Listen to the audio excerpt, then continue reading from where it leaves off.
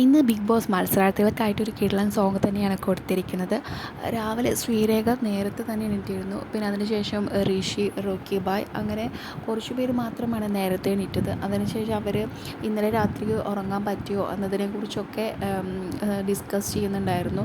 അതായത് സ്ഥലം മാറിയതിൻ്റെയും ഒക്കെ ഒരു പ്രശ്നം കൊണ്ട് ചിലർക്ക് ഉറങ്ങാൻ പറ്റിയില്ല. പക്ഷേ ചിലർക്കാണെങ്കിൽ ഇന്നലെ നല്ല ടാസ്ക് ആയിരുന്നല്ലോ, അതിൻ്റെയൊക്കെ ക്ഷീണം കൊണ്ട് പെട്ടെന്ന് ഉറങ്ങാൻ പറ്റി.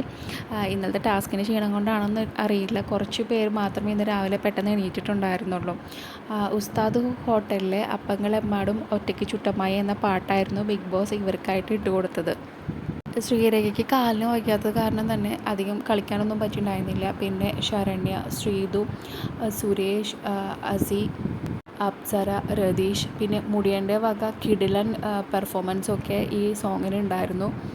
സോങ് ഇട്ടതിന് ശേഷമാണ് കുറച്ച് പേരൊക്കെ എണീറ്റത്. പിന്നെ സോങ്ങിന് ശേഷം അവിടെ രതീഷ് പറയുന്നുണ്ടായിരുന്നു, തീരെ സൗണ്ടില്ല, സൗണ്ടെല്ലാം അടഞ്ഞിട്ടായിരിക്കണേന്ന്. അതായത് രതീഷിന് ഇന്നലത്തെ അലർച്ചയുടെ ഭാഗമായിട്ട് സൗണ്ട് ഫുള്ള് പോയി, തീരെ സംസാരിക്കാൻ പറ്റുന്നുണ്ടായിരുന്നില്ല.